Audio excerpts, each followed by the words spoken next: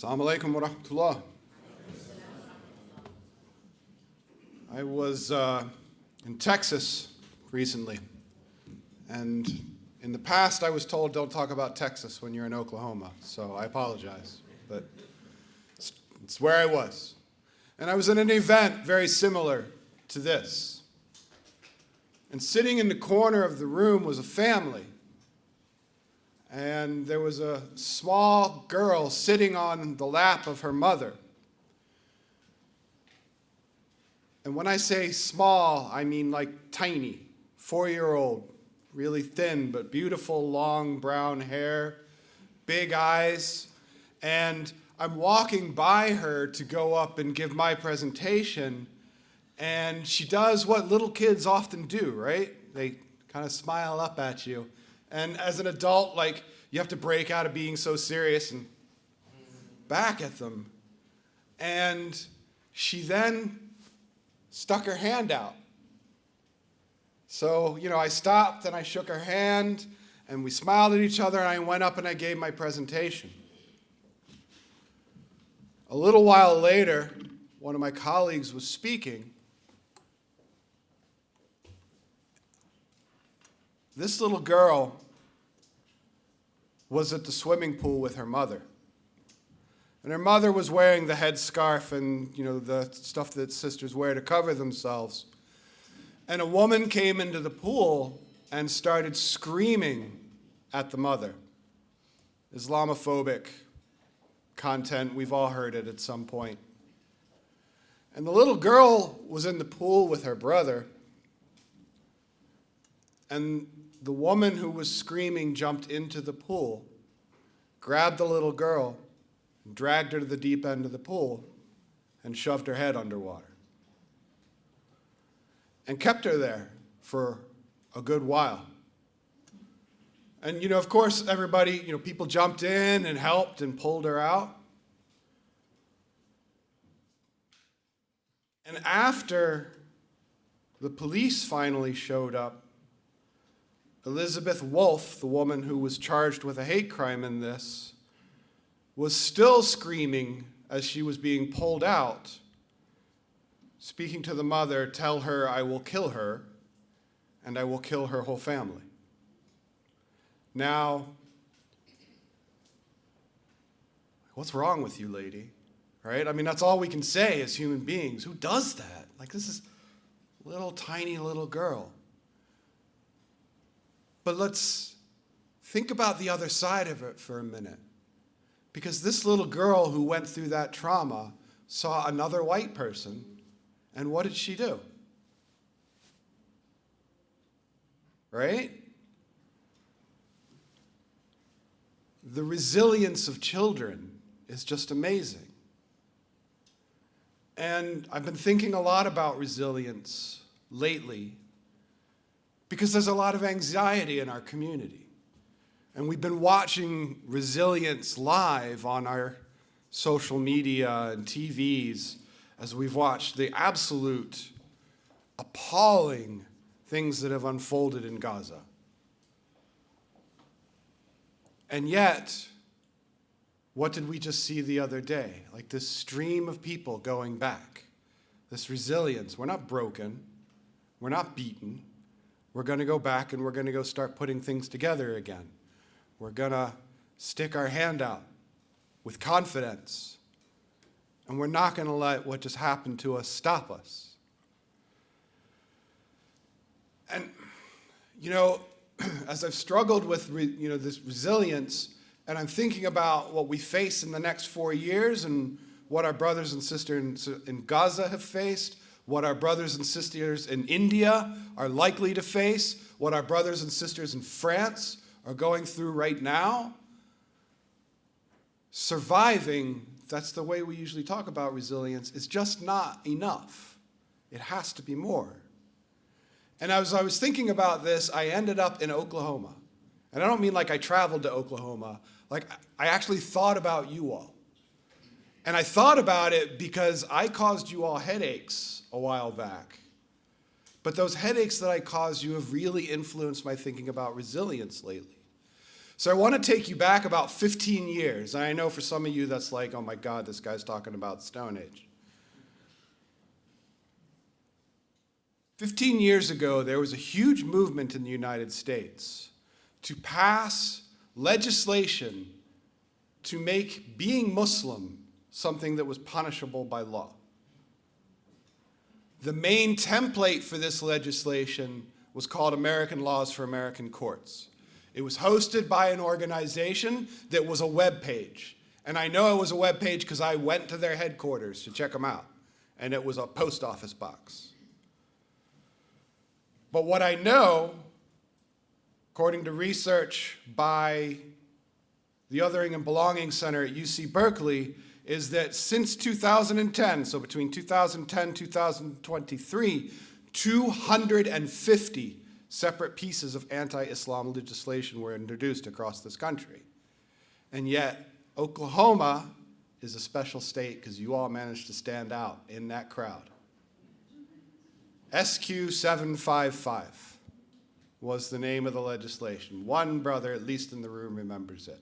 I'm older than you, Achi, so don't worry about it. You're still young. The idea here in Oklahoma, and I'm going to read from the actual thing that was voted on here by voters. The idea was to ban courts from considering Sharia law in their decisions. And the way it was written, when you went on election day into the booth to cast your ballot, what it said there is it said, should judges ban Sharia law? That's not an exact quote. This is an exact quote. It is based on two principal sources, the Quran and the teachings of Muhammad. Peace be upon him. They didn't write the peace be upon him. They don't have that respect. So this is a piece of legislation. Anybody who took first grade Constitution, like I'm not an attorney, Veronica's the attorney, but anybody who studied the Constitution, the First Amendment says the government doesn't get to do that. And yet, when offered the opportunity, 70% of the Oklahomans who voted in that election chose to support banning Sharia law, banning courts from considering it. Now, what does that mean? Stuff that is nobody's business. When you pass away, if you want to be buried facing Mecca, would have been unenforceable. When I invest, I tell the people who oversee my money, I don't want to invest in gambling, I don't want to invest in weapons, I don't want to invest in pornography, because my religion tells me that.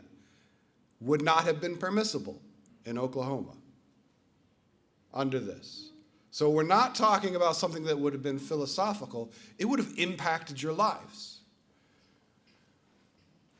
Shortly after it passed, Munir Awad, who was the head of the CAIR chapter at that time, filed suit.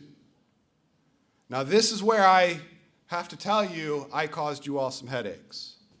Because I had been working with Razi Hashmi, who preceded Munir, as the bill made its way through the legislative process, because that's my job.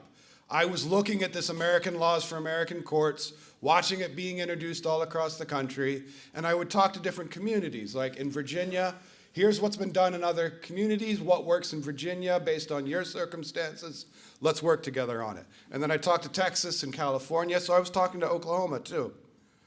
And when the bill ultimately passed, I walked down the hallway to the office of my colleague, Gadir Abbas, to have a conversation with him. And the resilience bit starts, beyond just SQ 755. Gadir was an attorney at that point in time, just about straight out of law school, because CAIR was making the shift from more of our media and advocacy to hiring a lot of attorneys. We have about 60 on staff across the country now, but at that point in time, we only had a few, and many of them were straight out of law school. So I walked into Gadir's office straight out of law school. Mr. Innocent doesn't know what's about to happen to him and said, "You're going to sue Oklahoma." And Gadir looked at me and was like, "Let's do it." And I turned around and walked away and went, "Ha, ha, ha, sucker, you don't know what's coming." right? He did it. He filed that lawsuit. And I spent days after that, right? The part I laughed about that I knew was coming, the hate that came to our office was incredible. And I fielded most of that for him. That's why I laughed and said, you don't know, I got you, man. I'll cover you. So the lawsuit originated because I walked in and said, guess what, buddy? You're suing. So Gadir and Munir worked that out. The ACLU took that case over for us. And unsurprisingly, a judge, Vicki Miles LaGrange, I see a smile over there. I hope you know, she's like, awesome lady. Vicki Miles LaGrange looked at this, and I'll read you some of what she wrote. In her decision, because you're in court in Oklahoma, attorneys are like, this is why we need this important piece of legislation to protect our people, right? And what the judge said about those arguments was, the court finds defendants have presented no evidence which would show that an amendment, like this one, is justified by any compelling interest or is narrowly tailored. No evidence. It was fear-mongering, pure and simple, 100%. She also wrote, fundamental rights may not be submitted to a vote. Fundamental rights may also not be submitted to an executive order. To those of you in the room who are worried about what's going on in the White House right now. So I tell you all of this to get to this point. Oklahoma presented us with this bill. We fought against it. It was litigated. It went down in flames. But this attorney was very new, like this little kid, right? They went at it with confidence, but they were both very new at these things. Last year, Gadir argued before the Supreme Court. The first time CAIR has appeared before the Supreme Court of the United States of America. And he won 9-0 against the FBI's watch list. If you don't know about the watch list, you haven't been pulled aside in the airport, may Allah, thank Allah. For those of us who've had to spend time in airports, this was an important win. 9-0. He is now one of the nation's foremost attorneys on the watch list. CAIR has on staff some of the foremost attorneys on religious land use law and other items that have to do with civil rights. So, resilience is not surviving. Resilience is thriving in a difficult environment. We went from no attorneys, we went from a deluge of anti-Islam legislation to having some of the most experienced attorneys on these issues in the country. And that is because Oklahoma, you all presented that opportunity to us. So, as I move to wrap up, how do we thrive for the next 4 years? Right? That's what's on everybody's mind. The momentum is with Christian nationalists, white supremacists, for the moment. That is the way these things work, right? They just got into office, they got lots they want to do. All right, cool. We're game. This is Oklahoma. We've ridden this train before, right? We had 4 years of this particular person in office before. We rode through the 9/11 aftermath, Fort Hood, Afghanistan invasion, Iraq invasion. Like, we got this. We know. We're not intimidated. Do I want to go through it? No, not even slightly. But will we get through it? Yes. And we will continue to thrive. And one of the main reasons that we will thrive is because we remember that we've been on this train before. We're not going to be intimidated. We just spent the last 18 months fighting against a genocide. There's nothing these guys can do to intimidate us. The other things that we're going to do is we're not going to play their game, right? Do we have to respond to some of these executive orders? Absolutely. It is our job as Muslims to be a benefit to humanity and avert harm from humanity, which means we've got to protect our neighbors. We don't just get selfishly worried about ourselves. So are we going to respond to some of these executive orders? Absolutely. But at the same time, we are going to play our game. We are going to build Muslim power, as Tayyip was talking about, in a number of different ways. For my department, I will just talk about a couple. One, I admit freely, I had my doubts about Gen Z for a long time. Like, I've been doing this work, I've been doing activism for decades, since the mid-90s. I want to retire. I've put in my shift, if I can be selfish that way. And I was a bit worried. And then the student protests got started.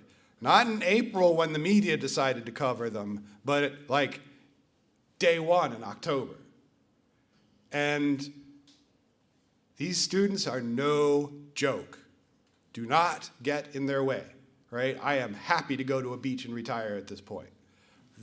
I am learning so much from watching these new activists who are aggressive, smart, and Linda, mostly female. Follow the sisters. And guys, like, don't embarrass me, show up, right?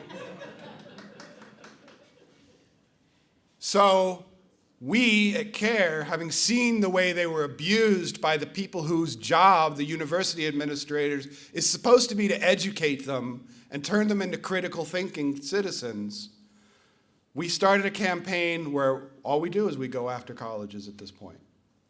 And any college that abuses our students is going to hear from us. And those that want to do better, we have positive recommendations for them. And we're going to keep doing that over and over again. We're not going to get distracted and run to the side. We have somebody, that is her job. She worries about college campuses all day, every day. That is how you thrive in a difficult environment. You don't let your opposition distract you. We're getting ready to do the same thing in the workplace, because believe it or not, the workplace is where most of the Islamophobia that gets reported to CAIR happens. So we have to protect people when they're at work. We have to make sure they can have a voice. And then finally, obviously, we're CAIR. We're going to preserve civil rights. There are things in many of these executive orders that seem to threaten those basic rights that we have. We will adapt. We will figure it out. I am very certain, because I've talked to them, the people that led the African American civil rights movement, the people who led the protests against Vietnam. I haven't talked to them, but you have to remember back. I have near my house a woman's suffragette memorial to the women who fought so that women had the vote in this country. And the things that were done to them are shocking. So it's going to be a very difficult time, but our movement stands on the shoulders of incredible people who had incredible courage in front of horrific oppression, and they gave us what we have today, the ability to get together in deep red Oklahoma and feel comfortable as a community to talk about our issues and then go out and defend the rights for everybody in this country. So I appreciate you having me out here. Thank you so much for reminding me that Oklahoma was a place that showed us what resilience is. It is thriving in a difficult environment, and that is what we are going to do over the next 3 years. Thank you.